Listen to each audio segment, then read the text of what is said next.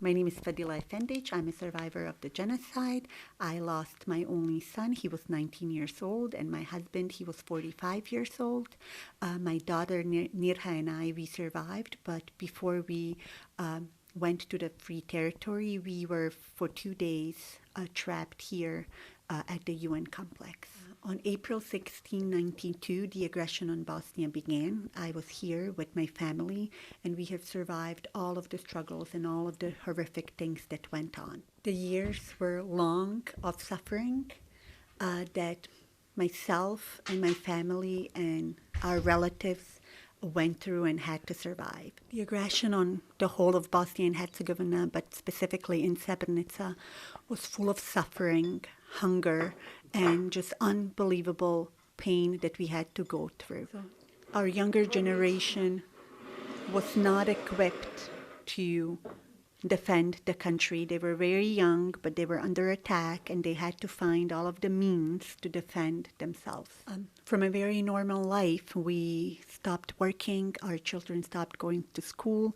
Mirha was in 7th grade, and my son Faiza was in 2nd grade of high school.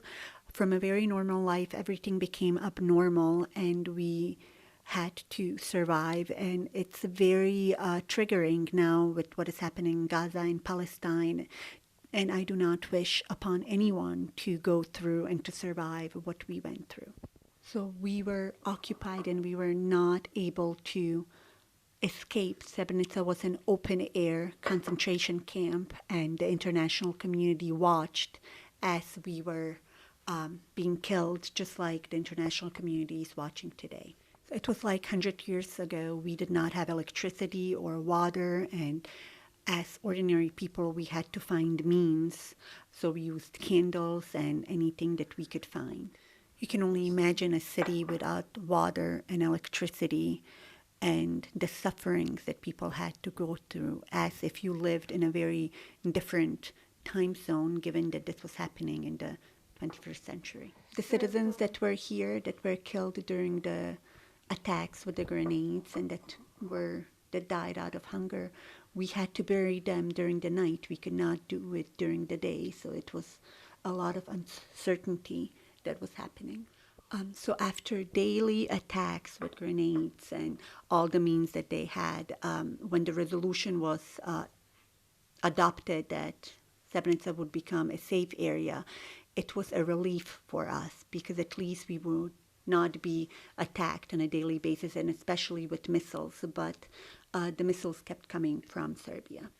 And children, after the grenades would stop falling, they would go out and play, and they would pick up the remains of the grenades, and they saw that the letters SSS were written on it, and I'm only saying the truth, and I'm a witness that these grenades came directly from Russia, so Russia was aiding Serbia to attack Srebrenica.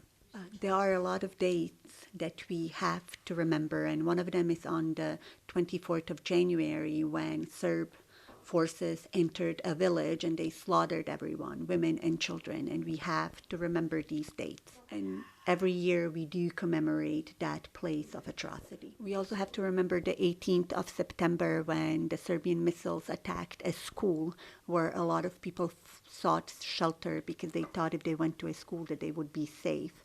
And 15 people were immediately killed, and 3 were killed on their way to the hospital.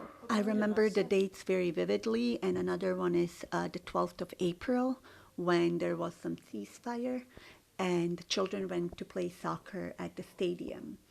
And somehow the Serbian forces had found out about it, and they attacked it with missiles, and now I know that around 95 of them were killed.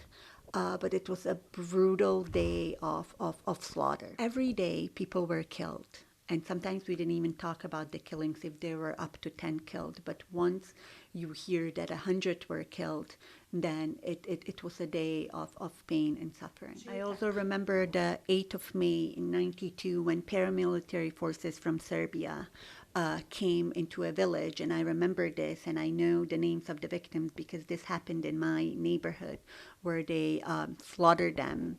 took them out and slaughtered them. I will name the families. These are the names of the victims. I cannot remember all of their names in the moment. I should have written them down, but I know the victims. On the same day, a place, Kalani by the Drina, the Serb soldiers crossed the Drina River and they were putting people on fire while they were alive, and the people that were on fire and that were burning, they were running towards Srebrenica. So the Skalani, there is a place where they have 4 places of atrocities. Teshagici, Skalani, I cannot remember the 4th one, but every year we do visit these places and we commemorate them. And Shabovica. And we have commemorated these places by placing their names on the stone and a water fountain. And every year we visit these places and we commemorate them and we say our prayers. So we have a lot of dates that we commemorate, and of course July 11th is one of them, but July 13th is also very important to us because we actually visit the places where the killings were committed, where our children were killed. It's very important for the world to know about these places because at the beginning, so one of the first places of where the killings took place was at the beginning of '92, close to the court in Srebrenica. Yeah. And the rest of the places where the atrocities were committed and where the killings took place happened after July 11th in '95.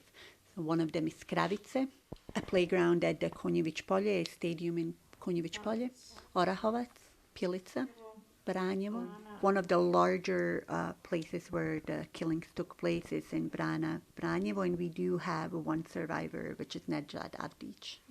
And he was a witness at The Hague, and Petkovic. So for the whole day, we visit these places, we say our prayers, and it's one of the hardest days because it's sad and it's just unbearably painful. So last year I found out that my son was killed at Pilici, and the previous years I always had a feeling that he might have been killed there, but now that I know that he was killed at the cultural center. What kind of cultural center can it be if people were killed there? As the Mothers Associations and as mothers, we also visit all of the mass graves. We don't know if our loved ones will be identified in that mass grave, but we do visit all of them. It was the most painful when I went to the mass grave at Kamenica. I did not know that my son would be, that the remains of my son would be found there, but I cried like I never cried before, and I actually had to step away because I just felt this heavy feeling, and I cried a lot. What is important to mention for me personally is that in 2008 I called the Institute for the Missing Persons to ask them if they have any more information about the remains of my son, and they said that they don't. So 4 years later she decided to bury only 2 bones, 2 remains that have been identified next to his father. My husband was found in a mass grave about 20 kilometers from Srebrenica in Jadar. It was a secondary mass grave, not the primary one. He was buried in 2003, specifically the 31st of March, at the first burial of the Srebrenica victim. When they found his remains, they did not find his skull, so she buried him without a skull, and then 2 years later, when they found a second mass grave close to the one where he was found initially, they found his skull, and his skull was reburied with the rest of his remains. As such, my husband's remains have been completely found, but not for my son. Like, this is my truth, this is my destiny, and this is what happened.